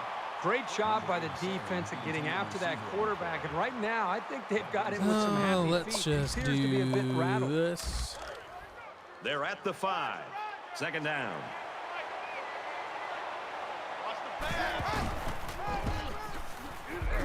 run up the middle. Oh, man. Sear comes away with 5 yards on the carry. That makes it 3rd and goal. Check, check. Lion, lion. Touchdown. Oh, Iowa Claude State. Sears right in.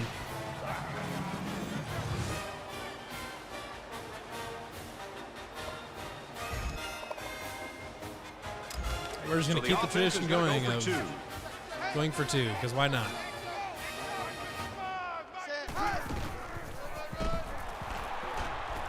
Straight I messed run, it and up. he's brought down in the backfield. Let's get an update now. Here's Reese Davis. Reese. The kicker looks like he's ready to kick this one off. Ware deep to return. I didn't realize Cincinnati's number He'll 9. return it from the 4-yard line. They'll bring him down at the 26-yard line. Return 22 yards. It's still only the second quarter. We've got a lot of football left, but I got to say, this one is teetering on the brink of a blowout.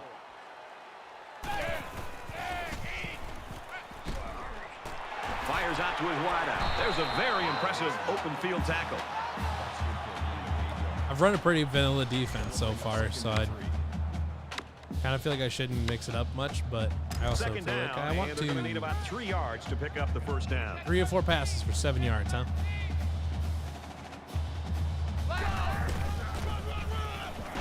Gets to around the 42. Very well designed play that time to give them a first down.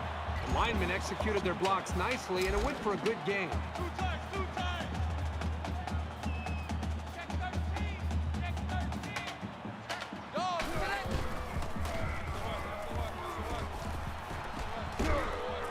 And he just gets rid of it. Brad, I just think this quarterback's got to do a much better job of being able to read that defense and make quicker decisions, and especially Let's when see. the This is defense starts to get a pressure, stadium that you when gotta either Cincinnati get gets to rid of Big that 12 and we football play our or first road check game it there, down, or take I will off be and run visiting. with it. I really enjoyed living in Cincinnati, and it's a pretty cool place. He gets rid of this one. Even though they didn't sack him, the pressure was still enough to force a bad pass. If you can get in there and disrupt the pocket, then the quarterback is going to have a tougher time getting the ball to his playmakers. Third down, and they need to get it inside the 48. He sails it long. Missed him. Okay, Sullivan because that was guy the almost intended caught it. target. Also, That'll he's make it huge. 4th down, and they're going to have to punt. The offense really had nowhere to go on that one. The play was very well defended, and now the incompletion will force the 4th down and a punt. Maybe they can get a big return. Burgess is the punter. Booming kick. He takes it at the 12. Knocked out of bounds around the 30-yard line. Long success running the football, Kirk. It's put his team in a great spot right now. They're really controlling the game. Yeah, we expected him to They have actually have this kind of 127 yards game, and rushing? Not really disappointed us in any way. His performance right now, you think, is inspiring his entire team. If they can carry this Probably has momentum into the 127 second total half, yards. there's I really definitely no believe reason that, They shouldn't but- win this game. He had a couple really big Tackle after a receptions, decent but run up the gut. I'd be kind of surprised if he had 127 yards rushing. That'll bring up 2nd and 3. They need about 3 yards to get the first here on 2nd down.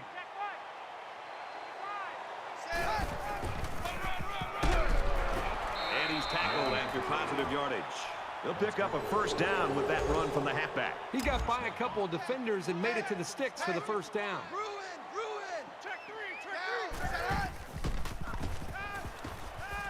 Throws incomplete. Oh, he just dropped it. Thomas is the intended receiver on the play. Damn. That makes it 2nd and 10. From their own 41-yard line. 2nd down.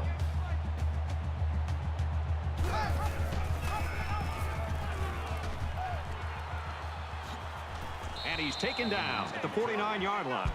Call it a gain of 8 yards. 3rd down.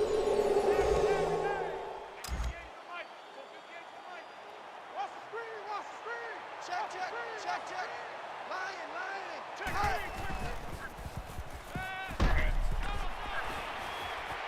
And it's going the Wow, other he way. overran It's it. the senior corner. There you go. If you're going to come back in this game, it's going to start with one play. Don't like how Maybe that pick is what turns things around for you. One thing I will appreciate about the new college football game, no matter how deep 36-yard it's probably not going to be, First down. is that the receivers will at least not overrun routes, and they will stay back to try to catch routes. Got it. Complete. He's out of bounds. When you can move the Not ball let the route get downfield in big undercut chunks randomly. like that, you've got the defense right where you want it.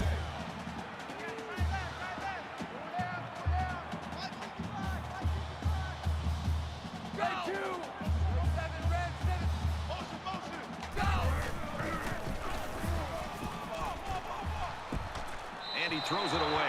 You know, when you feel pressure like that, the worst thing you want to do is just to throw the ball into coverage. He got away with one right there. He's very fortunate. Next time, he should just throw it away out of bounds. Watch for the draw. From the 47-yard line.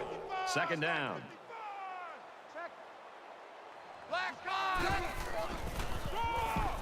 Delayed handoff. They'll wrestle him down in the backfield. That play was over before it got started. That was just a case of the offensive line getting beat at the snap of the ball.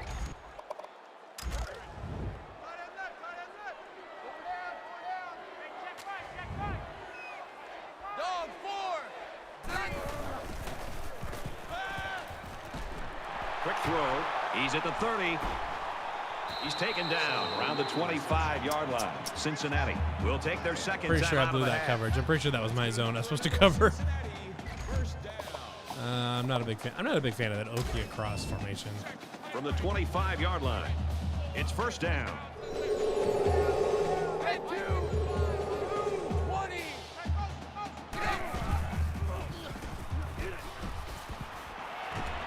And he's hit immediately. I feel like I should have been able to knock that ball out.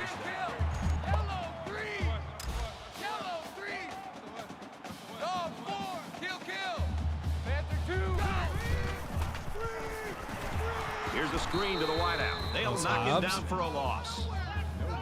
They're not going to get a playoff. Cincinnati's Oh, out of timeout. call timeout. Okay. And this play is number 8 on the Kind of drive. early though.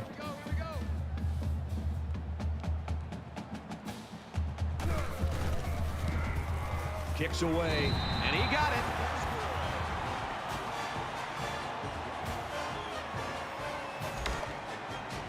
They're probably just going to squib this kick. I don't think they want to see the return man create lightning before halftime. Yeah. Nice kick, plenty of distance.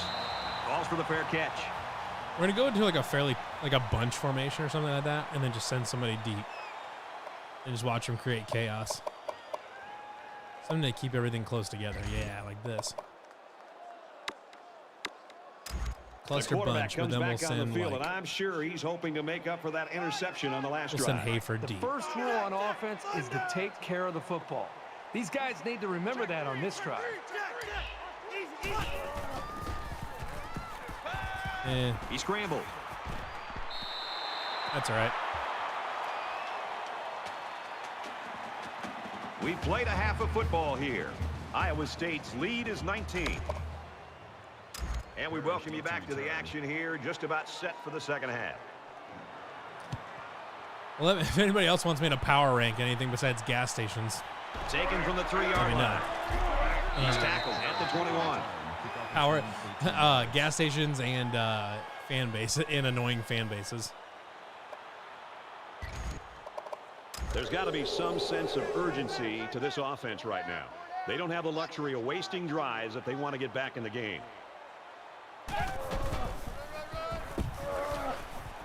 He's out to the 30. Tackle around the 38-yard line.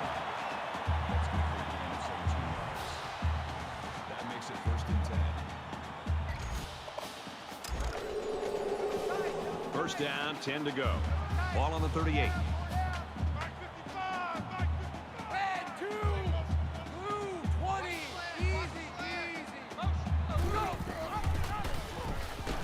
And he makes it out to about the 41-yard line. The tailback picks up about 3 yards on the option play. That'll make it 2nd and 7. All right.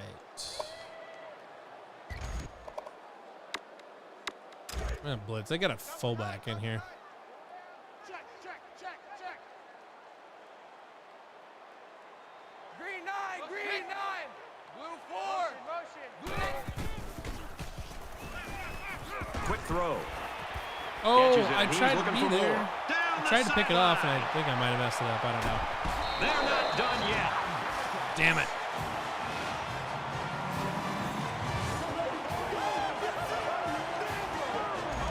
Probably should just let that go, but like, it was right there. I feel like he should have tried to pick it up. And he converts the extra point. So a short 3-play, 78-yard drive, and they put up 7 points. You know, you always prepare your offense to think that we're going to have some success. These guys kind of been coming over the sidelines after touchdown saying, man, I didn't expect it to be this easy. He's got the corner. And they push him out at about the 29-yard line. All right. I'm going to actually put the... I'm actually going to do an adjustment and put the tempo on a conservative so I can keep moving this game clock. I wish you could like change playbooks in the middle of the game and just run triple option when you want to conserve it.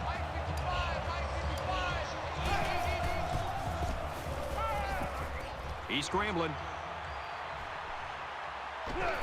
Brought down at the 34-yard line. Gain of 5 yards. That makes it 2nd and 6.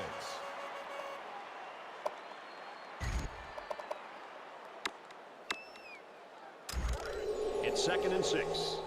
Ball on the 34-yard line.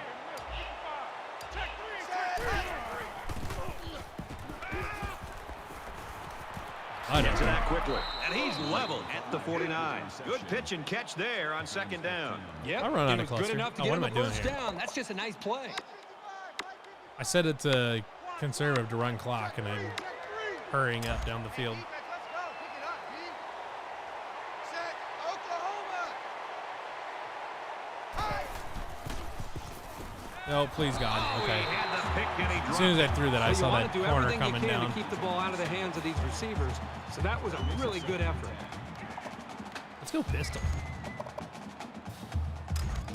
We're running the Second lead down, blocker 10 out of the to go. pistol. Ball on the 49. Oh, yeah.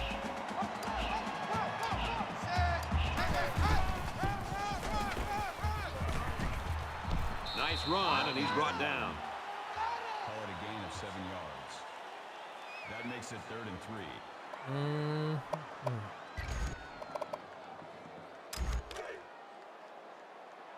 Joe Lester.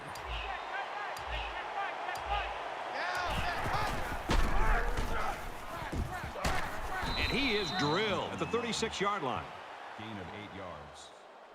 First down.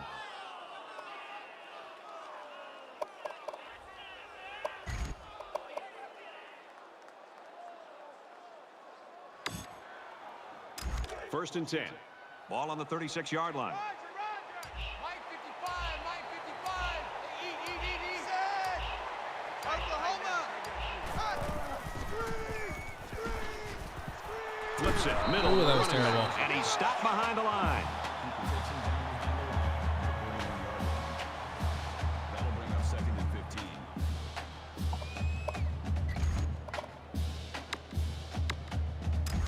Check. Ryan. Set.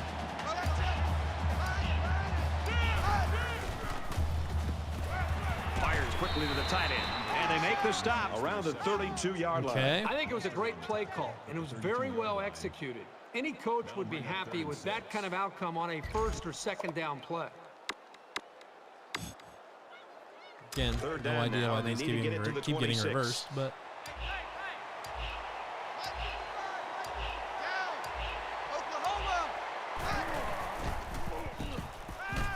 Dangerous what throw. the This hell one's was picked that? off. That's a great tackle at the 24.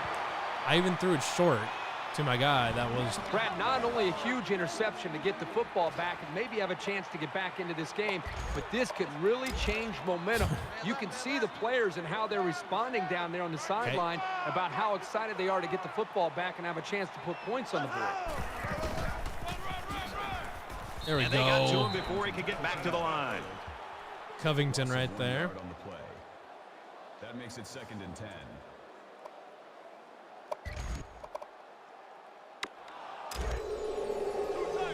Second and 10. Ball on their own 23. Check 99. Red 2.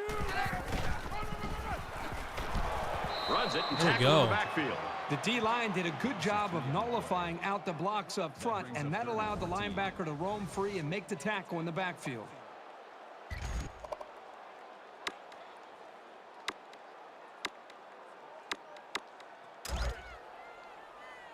Roger. Mike 55, Mike 55. Hey, eat. I know that. Going long.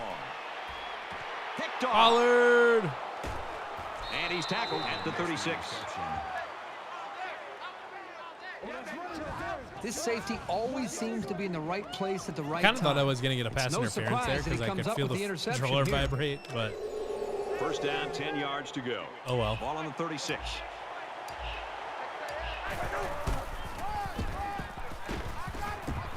And he carries the ball for a nice gain. Gain of 5 on the play. That'll make it 2nd and 4.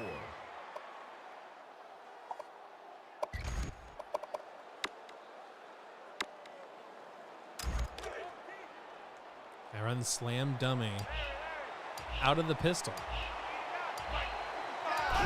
Who knows how this is going to work? Up the middle Not bad. for a nice gain. That's good enough to pick up the first down. And that shows you why he's such a weapon as a ball carrier. Good gain for the offense.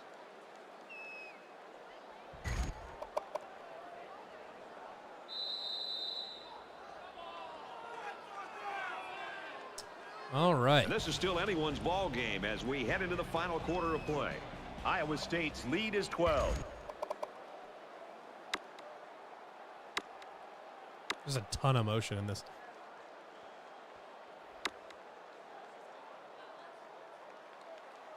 Welcome back to the action here as we resume play here in quarter number 4.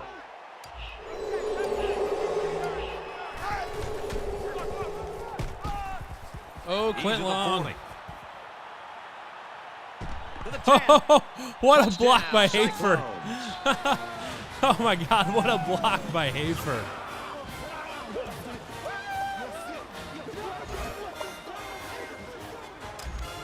Came up from out of nowhere to run past him and throw himself in the way. And he hits the PAT. Reese Davis is standing by with this update. Reese. Never mind, Mountaineers Jeepers, enter number 9 today's game Cincy. ranked 18th, but ready to prove that Bet they your belong ass. in the top 10. This is a game we've been watching closely all day long. The Cougars hammer that running game and score a touchdown. He makes it out Boom. to maybe the 16-yard line. The Bearcats have just not been able to get that offense rolling at all today. I think they're confused. I think it starts up front with the offensive line. They're not having the typical game that you'd expect to see from them as far as communication. I think it's affected the rest of the offense. The quarterback threw an interception on their last drive.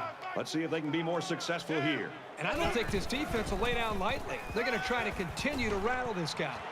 Steps out of bounds at the 18. Couple of yards at most on that pass. Nice grab there by the tailback to at least move the ball forward for some positive yards. From their own 18-yard line. It's 2nd down. Oh, I tried to get over there. They'll bring him down at about the 31.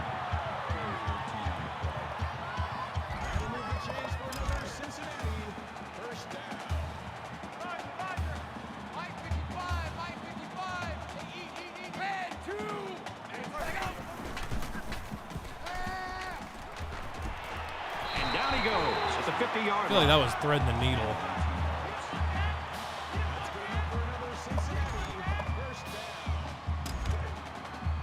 From the 50. First down.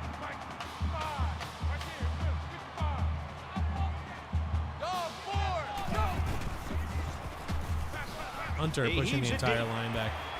Do some. Oh, Close to just being dropped intercepted. it. Where the intended receiver on the play. That makes it 2nd and 10.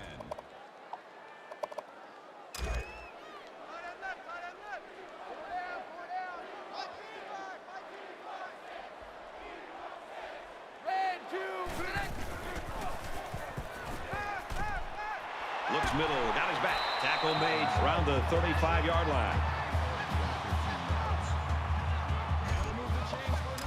We've got a 1st and 10. Ball on the 35-yard line.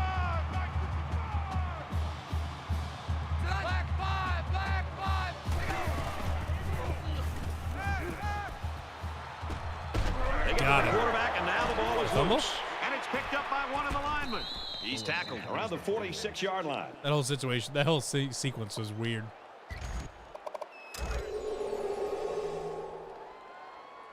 Hey, alert 3, alert 3. Check 3, check 3, check 3. Hey, alert 3, alert 3. Red 2.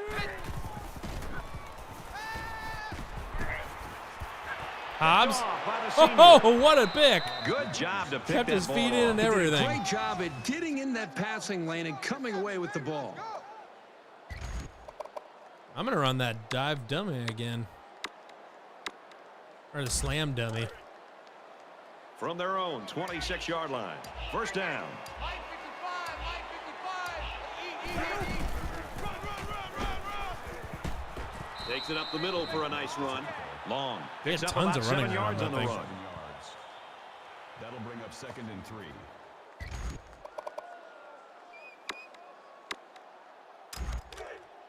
Watch the screen. Pass. Mike 55. Right there, you look, 55. And they First get a down. nice yardage All on right. that run. So we got a few yards on that carry. Curious. If you can continue if to I pick run it up small again, chunks of yards like that, you can really start to wear a defense down. what happens if I run a... No, I'm not running a play action, but 'cause I got way too much running room on the side. Nice run to the left there. Long. Gets 7 yards on the play. But I'm curious what happens if I audible do a play action out of this. They're about 4 yards away. Like, is he gonna here go to that on bubble second screen? down. Hey, hold it there. Hold Just under 3 to go in regulation. it down. Check. Alert Sam. He's on the run. Quick release. Oh. Had it knocked down. Smart, heady play by that defender. That was solid, fundamental pass defense. 3rd and 4.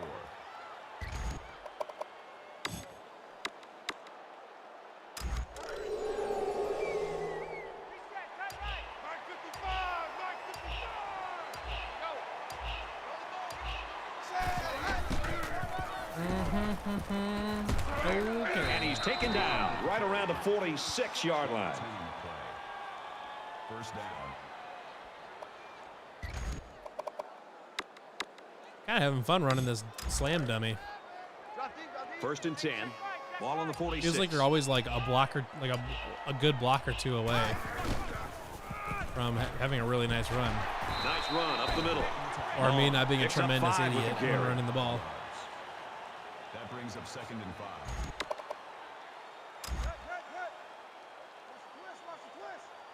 Mike 55, Mike 55.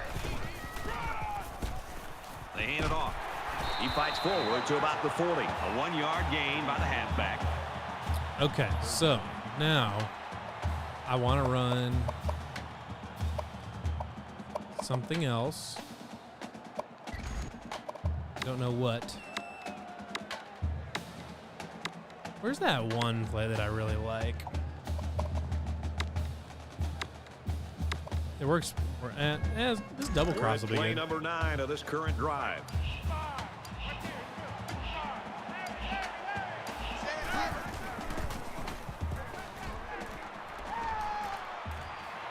Throws it out right to the running back. He's taken run down through at people. the 29-yard line. That's how we do, D. That's Cooper how we makes do. the They don't tackle wanna know. at the They don't wanna 29-yard know. line.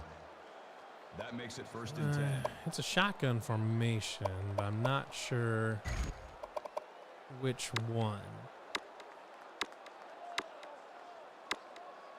It's like a half. It's like a corner or something like that. It's like a red zone corner or something.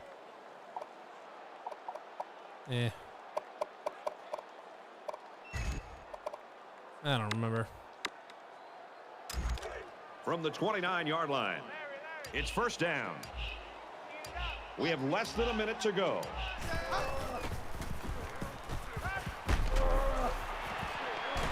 Tackle at the 11. Feels like I'm leaving He's him put for the dead ball out in there doing that, perfectly but that time. that's all Let me tell right. you, this kid has impressed me all day with He's the good. touch on his passes. That's a good-looking throw there.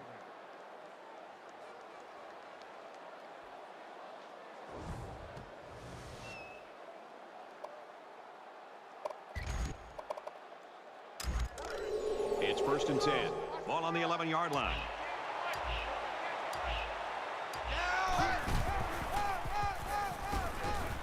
tackled after a decent run up the gut. Gain of 7 on the play. 204 Up yards. 2nd and 3. We'll give him another touchdown. Why not? Let's go, D. Touchdown, Iowa State. The Cyclones are so confident every time they hand this kid the football that he's going to do something special. Well, there's a reason he's the go-to man. And here, with everything at stake, he's able to deliver for them in a big way. Well, the offense is going to go for 2. And at this point, I'm pretty sure that they just want to win this game by more than 100. Caught it, and the conversion is good. I can't believe these guys are going for 2 at this point. This coach needs to act like he's been here before. There's no need for this. Jones gets set to kick this one away.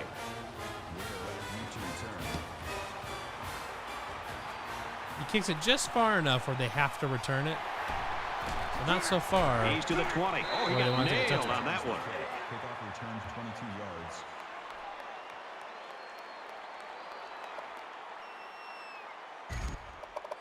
Late in the 4th quarter, this game's not even close. Watch for an inside the tackle run. Really throwing the white flag in there, aren't you guys? Make our dinner reservations.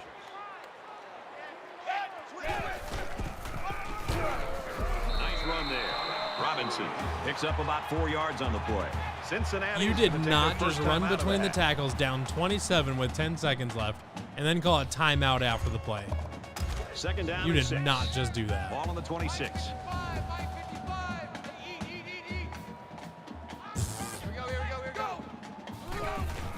And then run a freaking sweep. He's tackled in the open field. And then call another. What are we doing here, guys?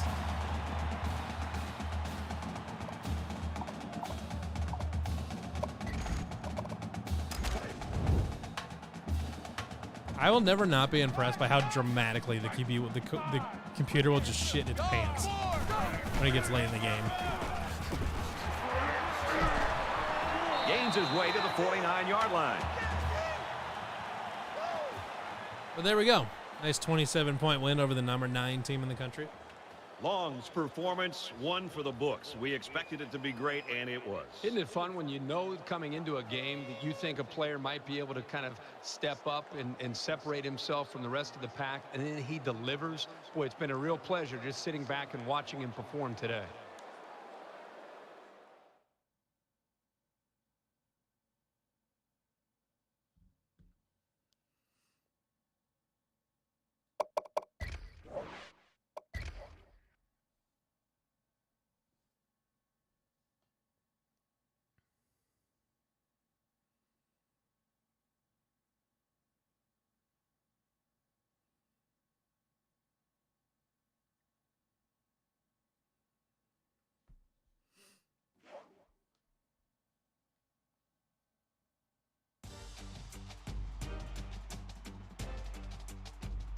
But I think we'll wrap it up for this week, though. Lots of good discussion, some good easy wins. We'll wrap it up for this week, though, so thank you, everybody, for watching another college football revamp stream. And hope everybody has a great rest of your week and enjoys the first little stuff of Iowa State football training camp coming out this week, starting this week. So everybody have a great rest of your week. Go Cyclones.